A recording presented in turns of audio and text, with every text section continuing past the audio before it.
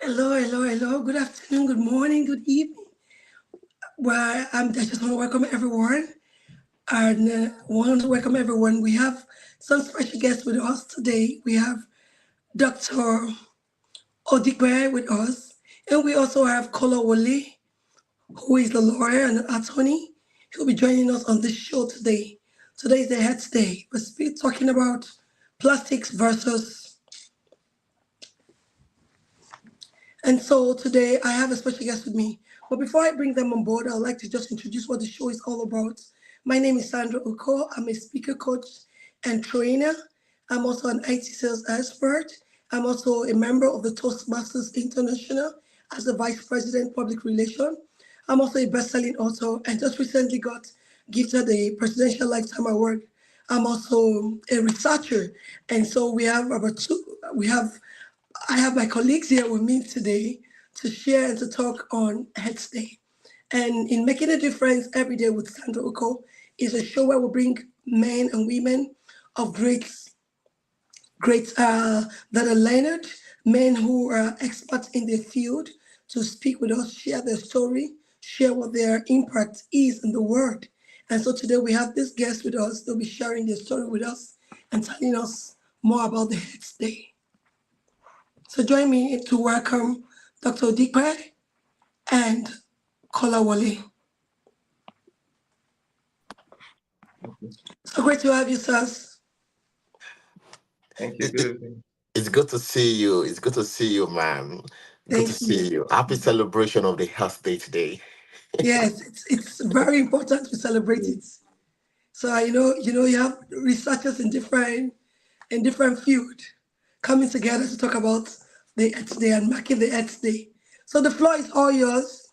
You are current in it, and we have a speaker here who is Dr. Odipe, who is an expert in that field, and Kolawole. They'll be sharing with us, and we'll be going to a deeper dive with them tonight. Join us and just relax and enjoy yourself. Thank you. Thank you.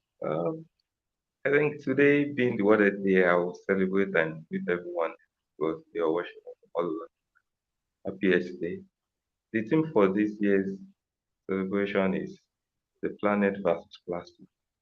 If we will check it out, we will discover over the last few years issues and topics on World Earth Day, World Environmental Day, and even global summits and things relating to the environment are directed towards the problem of plastic. There's plastic everywhere, and the plastic pollution is on. And why? The question is why plastic? We go into marine pollution. We go into it affects every aspect of the environment. Every media of the environment, both the air, water, soil, even organisms like plants, animals, and even affect food. And for these reasons, it's becoming something that we need to control because plastics, like we all know, they are substances that are products and byproducts of polymers. And unfortunately, for they have this unending time frame in the environment. So they naturally don't decompose. Or and even if they will decompose, it takes thousands of years. So even when we believe we dispose them off, they still remain in the environment, causing and releasing toxic chemicals. Now, I have my own idea and let's say hypothesis towards curbing and solving the problem of plastic pollution. Because it's endless.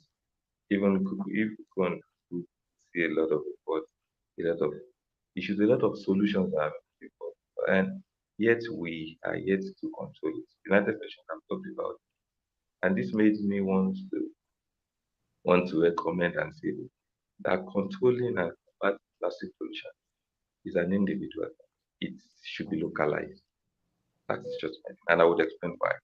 It should be localized. We should not just generalize. Yes, the same knowledge, the same idea can always be applied generally. For for locally, we all have different challenges. Locally, the law, the principles, the environmental factors varies. Now, I will cite my own example. Presently, I speak from Nigeria, And a report from years ago, I think 3 or 4 years, 2019, 20, released that over 60 million Nigerians consume pure water. There's something we call sachet water. That is water in Nile, just a 50 cl water. Consume that same sachet water per day. That's just a source of plastic pollution. Per day, imagine over 60 million sachet water being wasted sachet being disposed in the environment. Now, an environment that has issues with proper disposal of such material will be facing something different from an advanced country like the United States or some other country in which they've passed the face of microplastic. Because globally now, when we get researchers like microplastic, they're going into covering microplastic, covering other things. But we still have parts of the world which even the microplastic, the bigger size, the bottles, the PET bottles are still problems that is not.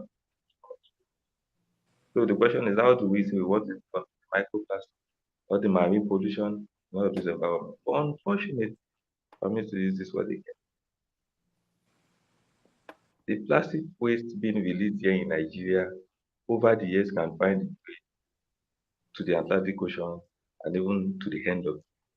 So from Nigeria, we can even pollute the water bodies of Brazil, of China, any part of it. So what we do here might have someone, and what they do there might affect the other. And what I want to say this is, based on the nature of what is happening around, it should be localized. We should find immediate solution. Now, the theme for this year is talking about plastic and um, Planets and air. the planet. Talked about, was trying to make us understand that let us reduce production. Now, in countries and nations where targeting the production is not also important. For example, in Nigeria, if the production is can affect the amount of pollution, the amount of plastic in, or the amount of plastic even being consumed stable, because we have a lot of single-use plastic. I'm talking from the perspective of a Nigerian in Nigeria. So the problem with water itself, sachet water, in fact, I stand corrected, even that data or the fact that people be that's underreported. Because imagine the sachet water of just 50 cl, that is half of a liter. How many of people a man take a day? Maybe three, four, or possibly even eight. So imagine a single person disposing 8 pieces of plastic, of nylon, of sachet into the environment improperly. Because another issue is the waste management issue. Everybody just throws it about, nobody controls how it's being disposed of, and so on and so forth. So, in an environment like that, even if manufacturing sector is being controlled, how about the waste management? How about how people dispose of it? Yes, we might be talking about recycling and so on. But even in sub-Saharan Africa, how many states, how many individuals can possibly go into the aspect of recycling? Because these are the things you read online. Yes, recycle your plastic, make use. But believe me, less than 10% of plastic in this part of the world is presently still being recycled. And yet we continue to be exposed to the environment. What I'm saying is just because see how massive uh, the effect is, how massive even the burden this part of the world is compared to some nations. And yes, what we even say might be lesser than one from more populous nation possibly. So why I think then this is this year as we all celebrate the World Earth Day again, talking about plastic, talking about controlling the plastic pollution, talking about targeting to reduce even the production, which is a way to curb it. I would recommend that we lay more emphasis on what happens in a specific location with respect to the problem and how do we tackle it. Yes, from production level to disposal level to even possibly maybe legislation and regulation to interpret and some things. Yes, but it might be different from how plastic might be controlled or might be maintained in an advanced environment or in the more developed. I think let me still pause here so my colleague can say something again while we continue to discuss. Awesome. I think Dr. Odipe has really delved into the substance of, the issues, the environmental issues, especially as regard plastic. And I think for me, you know, as an environmental lawyer and policy analyst who also coordinates the research and programs department of Koozakar, you know, we have been monitoring, you know, the policy and strategies of nations across the world on the regulation of bioaccumulation of plastic, in the aquatic and territorial ecosystem. And but today is more significant for us because, as we said, it is the Earth Day, and this celebration or commemoration started about 54 years ago in 1970, and it is such of a very historic day because when it started in 1970, the level of awareness that actually eroded as a result of the celebration led to the establishment of the United States Environmental Protection Agency here in the United States. You know, so more significantly, one of today's very significant because when we celebrate the Earth Day, we are trying to raise a global awareness about the need for individuals and corporate organizations, to begin to adopt policies that are, you know, that are sustainable, policies that will not further degrade the health, the planet. And it's so good that this year, researchers, especially in the field of environmental science, have come to agree that, oh, this year's celebration, let us focus on plastic. And that is why the theme, you know, planet versus plastic came into being. That, okay, there's a dimension of environmental issues that should be addressed. It has been going on for years, but there is an urgency in which these issues must be addressed now. And that is the accumulation of plastic, microplastic, and the associated health risk. Researchers, all across the world, there has been evidence of bioaccumulation of plastic, microplastic in baby placenta at birth. Really? Yes. Then researchers began to think that what is the connection between environmental pollution, the indiscriminate disposal of plastic and toxic chemical into the environment, and a newborn baby, you know, in the placenta. And also, there's been evidence of, you know, micro figments of plastic in the human brain, even in the human breast milk. Some researchers conducted a research and they discovered that there is an evidence of microplastic in the human breast milk. So that is the extent to which the health issues, the health risk associated with the indiscriminate disposal and production of, product polymers have really gone so far in, affecting the health, of the world. And this year, more significantly, at Kosaka, we are monitoring the global effort, the global synergy, across the globe on how the issues of microplastic can be addressed. And this year, as I speak with you, about 297 countries are gathering in the capital of Canada, Ottawa. About 297 countries are gathering in Ottawa as we speak now to talk about the issues of microplastic, to adopt a treaty, that addresses the production and the waste management of plastic all across the globe. And these are the things that we are doing at Koozakar. We are constantly monitoring, you know, what the United Nations Environmental Assembly, you understand, what they are doing in this regard. Because as we speak, this initiative to adopt a global plastic treaty to which countries of the world will sign to. And then they will begin to develop strategies and implement strategies, to curb the pervasion of microplastic into the environment. We are focusing on that at Koozakar, and we are monitoring what the United Nations Environmental Assembly is doing. And in our research so far, this whole effort, global effort, started in 2022. There was a meeting in Nairobi, Kenya, and discussions began on how they can develop a global treaty, you understand, to which nations of the world we sign to, and individual nations, low-income countries, middle-income countries, high-income countries, respectively, we come synergize effort together on addressing these global issues. And because one of the issues with this is because it's very possible, you know, for for instance, country like China is one of the, the leading industrial country in the world. You know, they are the greatest contributor to environmental degradation.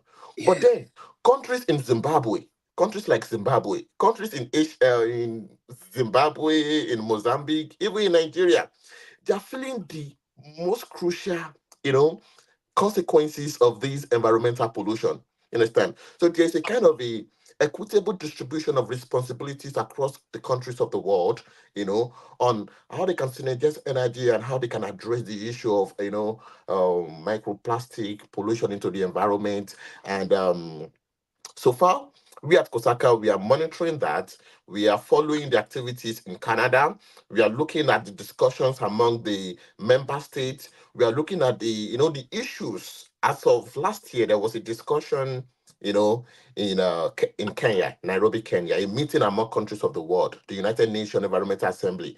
They held a meeting in Nairobi, Kenya last year, and they were talking about um, issues, the draft of the Global Treaty on Plastic, and some germane and fundamental issues, were discussed. And even at that meeting, we began to see that countries have their interest in addressing these issues. For instance, we have countries, especially in Africa and Europe, they are talking about that for us to address, plastic pollution, the prevalence of microplastic in the water bodies, in the soil, and all of these things. There's a need for us to start from the production level, just as Dr. Odipe was talking about, True.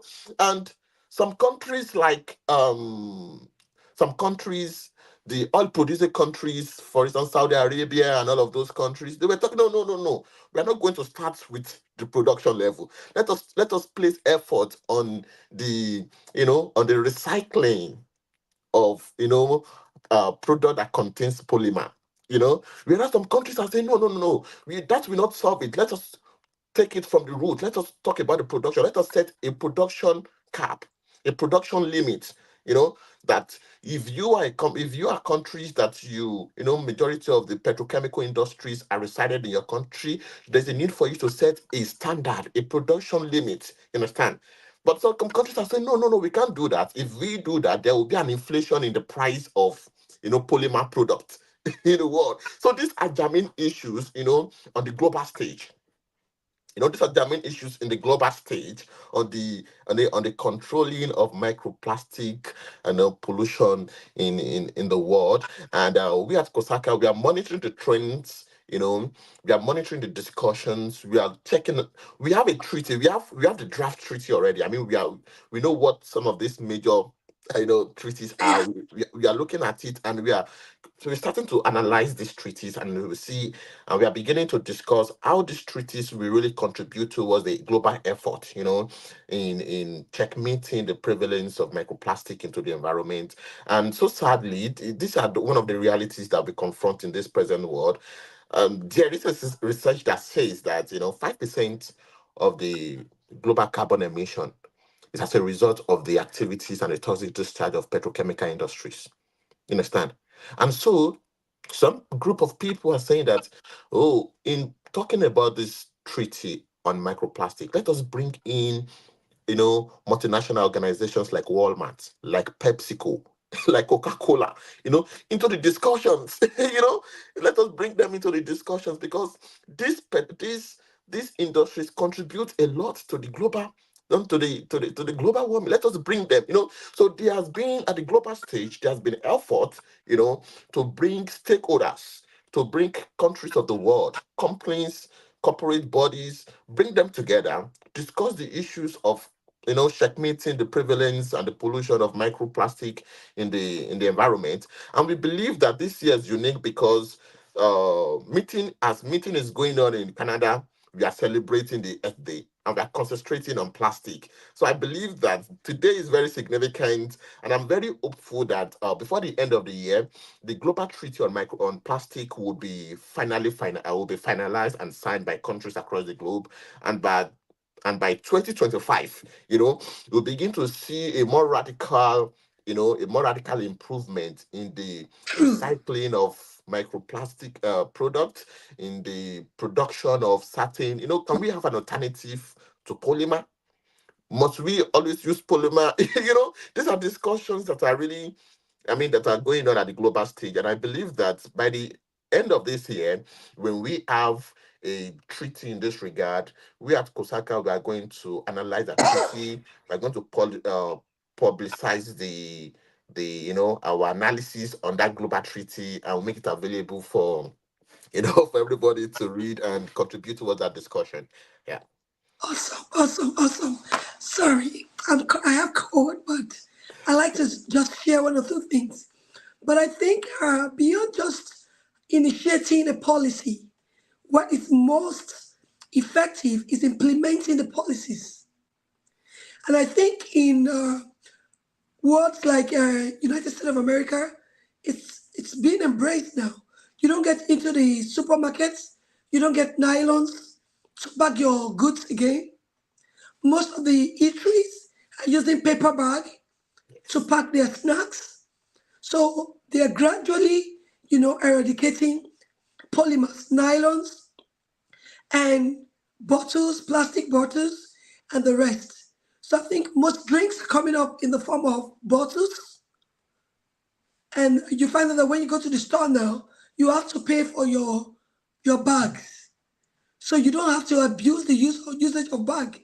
In the past, before, people get to stores and take some bags for their Yes. trash, but now you have to pay. So when you're bagging your grocery, the first thing they will ask you, are you picking any bag? So you find that people buying things and they're carrying it with their hands to their car because you don't have the way, you don't have the bags being left lying anywhere. So Yes. it's always with the cashier. So for you to have a piece of that bag, you have to pay for it. Because people have to pay for it now, people are not using nylon bags to bag their stuff again. People come with recycled sacks to buy stuff in the grocery store. So I think that's one way to see that plastics and polymer products that has to do with polymers are being reduced to the barest minimum. But eradicating it is one thing I don't think can that be possible. I don't think so. But in the recycling and the way it has been cut down to the barest minimum. Like when I go to the market now, I have to go with a bag. I'll go with something to carry them, or go with a carton, paper bag to pick my stuff. Because now you don't want to go to the store. Every time you go to the store, you have to pay for a bag. Yeah. You have to pay for a bag. So now you want to have a sack that you use every time you're going to the market. You put it in your car trunk so that you have to use it to pack your things from the store because you can't afford to be carrying everything by the hand to the car. So I think that's one way the countries all around the globe can, help in reducing, you know, I think one of the ways the countries all over the world can reduce the impact of plastic and polymers being released, aside from the implementation of these laws, but we can help in the reduction. Yes. Yes. Yes, I think that is very true. I think that is very true. The implementation really matters. The implementation really matters because, and but then when it comes to the implementation, countries, low-income countries and middle-income countries are beginning to raise certain alarm that how do we implement these things? You know, how do we implement these things? Can I come in? That's all the I I can take would. to that. How Okay. do we implement Yes. these things? I understand. I understand the fact, and I think one of the easiest ways to do such is to uh, involve some of the stakeholders. Now, in involving some of the stakeholders, for example, outside the bank, for example, the yellow card. Now, I think when the responsibility to reduce the volume or to reuse and so on and so forth, it's charged on the producer. And when they are allowed to possibly pay for more production, they tend to get back their products. Now, there is this popular water dispenser, at least I don't know if it's Oh, like it's Yeah, common it's here. everywhere in the That's world. the- yes. You have to Now, recycle, use the bottle. the beautiful thing about the way they could even make everybody love it is, okay, for example, the cost of buying it was, the last time I checked was maybe 2,800. But for me to go back to refill, once I go back with my bottle, I buy it for 800. I'm saving 2,000 on it Okay. flatly. So it's easier for me to even look for disposed bottles and take it to the store and get a new one at a discounted price than going there to buy it. Now, another thing is the massive nylons and single use and things like this. Let those who produce, let them get these things back. And in low and medium income countries like uh, my colleague just mentioned, the best way is to add incentives to these things. Now, when people understand, for example, the pure water that True, you talk true. about, sorry, it's sachet water. When I come with 10 pieces of sachet water, I get one or two for free. People who cannot afford it will start looking for these nylons and taking them back to the company that has the facility possibly or recycle or take it out of the environment because the poor cannot possibly maximize what's. So I think these are just the sustainable ways in which we can get them involved. It is still their products, they produce it, so they can possibly recycle and reproduce again without always producing and releasing them. If like you cited examples in the uh, uh, yes, some malls now even give out paper bags too, but it is still very common. When you buy two, 4 things here in Nigeria, you might possibly get three different items for all of this because at least you understand what I'm saying. It is that bad because once you possibly buy detergent and you buy food, they won't want to pack everything together from the same store. Now, in that case, you get wet nylon for different. So I get my spark, a nylon for that. I get my detergent, nylon. I get maybe my clothing, a different nylon for that. And at the end of it, I'm going with 4 or 5 bags, all polymer products.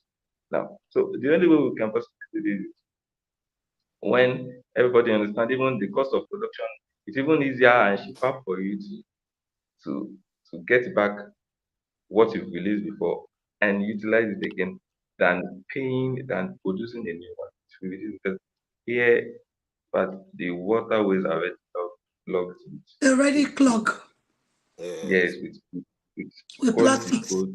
You can understand. I really wish people can see how really crazy it is down here. So and we can't just very because we're talking about society, we're talking about the future, we're talking about what is better, we're talking about even generations to come. So it is very possible that although barely possible by the case because we will involve some of those pastors who Good. are actively involved. Like you mentioned, the multinationals, people who are contributing to this, let them also take the responsibility of taking it out of the environment.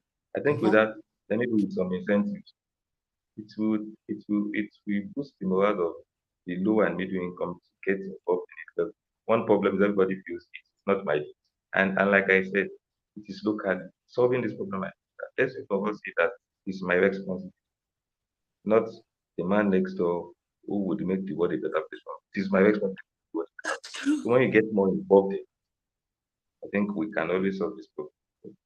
Is it also possible for us to, because looking at the sources from which there is toxic discharge of this microplastic into the environment, there has been discussions about the automobile industry. For instance, some of the chemicals used in producing the vehicle tires also contains some polymers, and even some researches even show that some of the chemicals used in producing cosmetic products contain some microbeads, like lipsticks and all of these things. And we apply this thing directly to our, and discussion, and even clothing systems.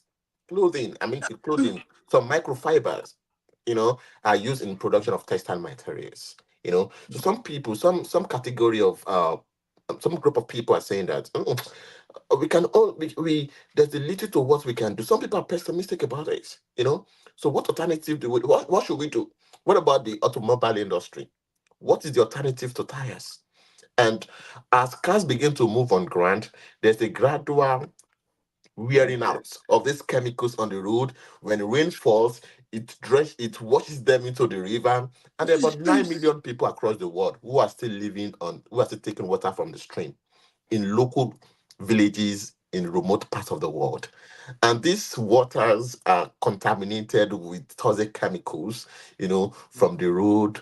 Even some research shows that the painting on the wall of on houses, the painting on the wall of the houses, the painting on sheep, the sheep that moves on water, they contain these toxic Yeah. elements. So some people have been pessimistic about it, and for us, at Koozakar, we continue to, engage, researchers across the world that can there be an alternative to this, to this polymer product? Is it such of an essential chemical component that must be present in majority of our day-to-day products?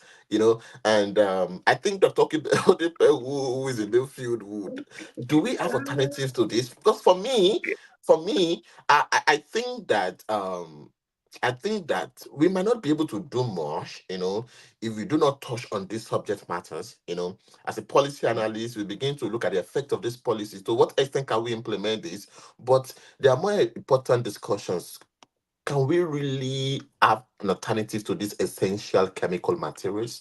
If we can have it, maybe we are going to have a major effort. I mean, a major, transition into a more sustainable environment. Thank you. I, as an environmentalist that specializes in pollution, so I would say this for me, just my own personal view.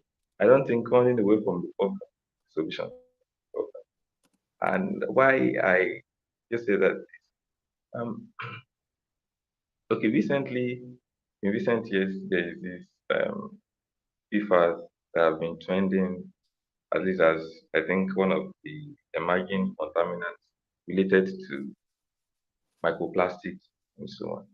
Now, but in some of the literature I read recently, you know, uh, people have even now discovered how to utilize some of the microfibers, hmm, who could possibly serve as carriers in removing PFAS from water. That is possibly maximizing the advantage of the pollutant to clear out the pollutant.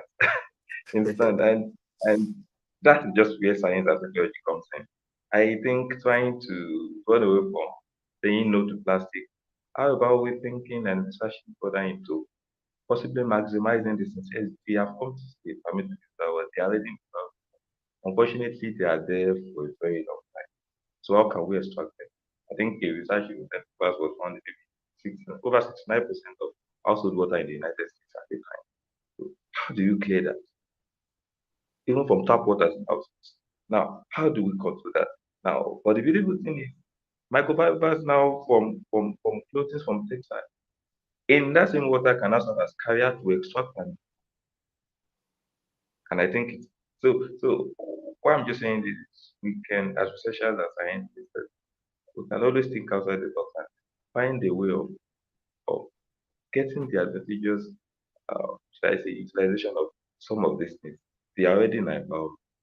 Yes, they are detrimental, yes, we already know the advantage. What if they are also blessing in guys possibly solving some long-term problems? And I think maybe that can help us at least take us far away from the fears and the pains and think of gains. Why to find an alternative to it? Because I know it's my very difficult to just swap and say no to it. Instant, but I think what research can do, what science can do, what science can do to try to maximize and get a positive utilization of some of these things that are already of certain time, which I think yes, yes, through inventions, through research, you can always find to at least to maximize it. Because in the methodology, like and what they do is okay. get those microfibers.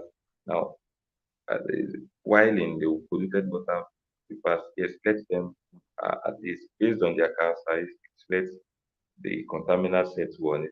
Then you now remove the microfibers. And as you remove the microfibers, you also remove the contaminants and pollutant settled on the surface. So at the end of it all, just removing one is saving and removing two or three.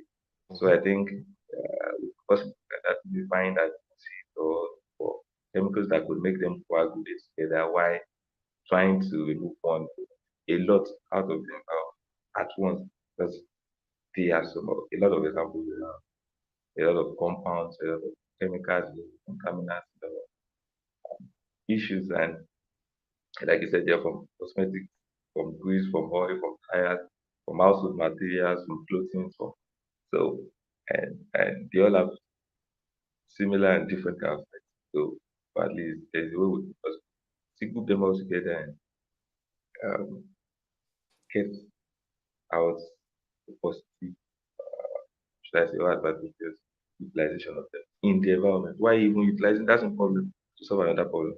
That's the beauty of science. Just my just my own suggestion.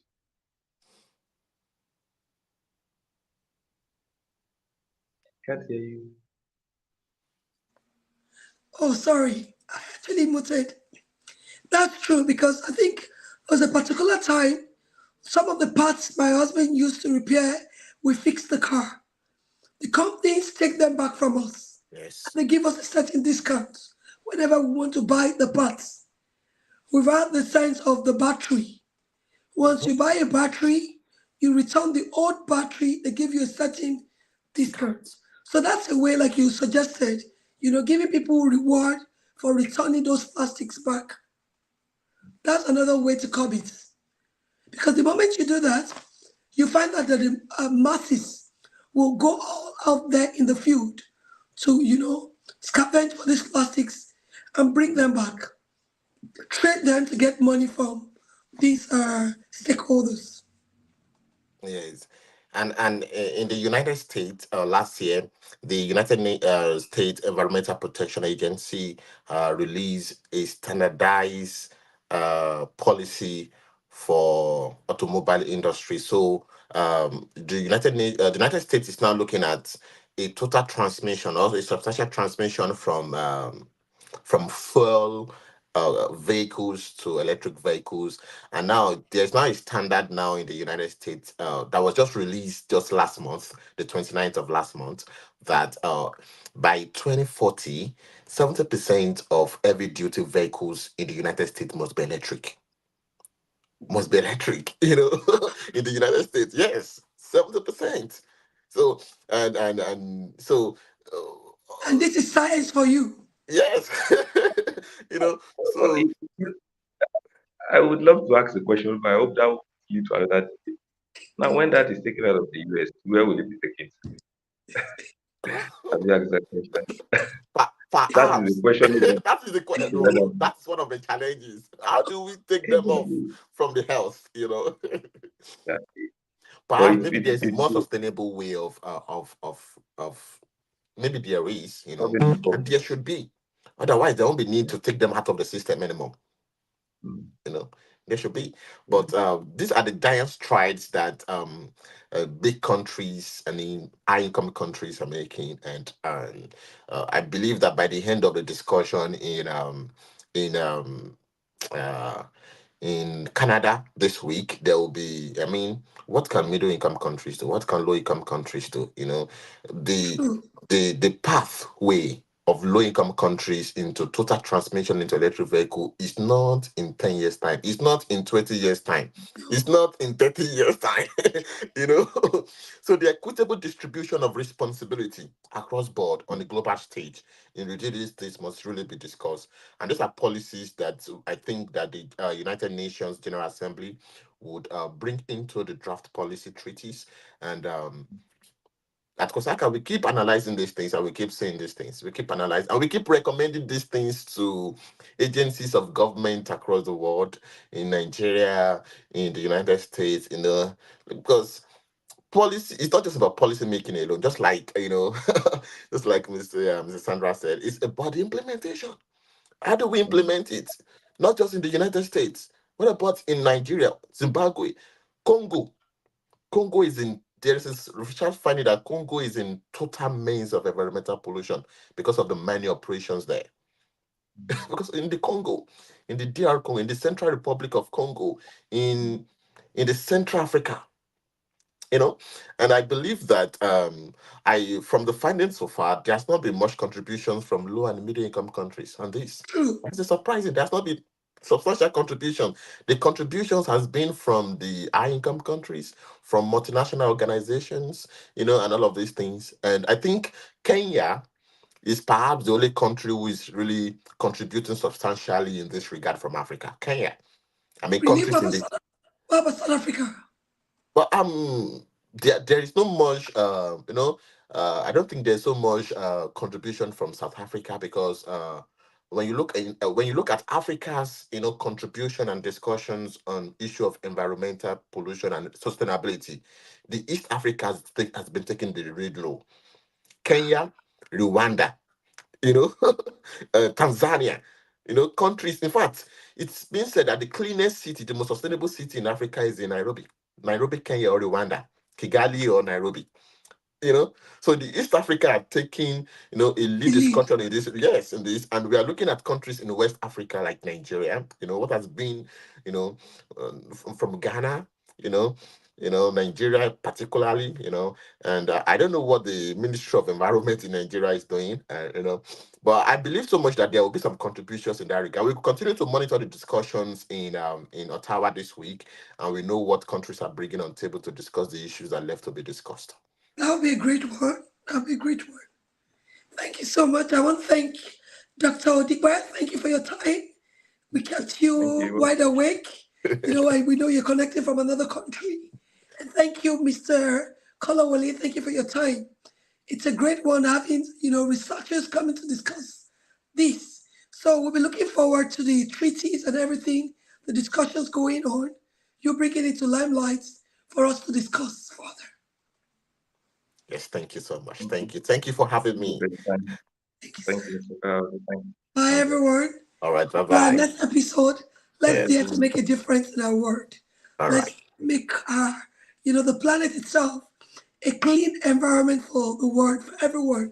So it involves everyone. If everyone does their portion, I think it will be of a massive impact. But if we leave it for the government and the blue chip company, the stakeholders, it will rub off on us. We need to take action. Yes. Thank you very much, sir. Thank you. Thank you for You the have a work. blessed evening. Thank you. Well done. Thank you. Yes. Thank you.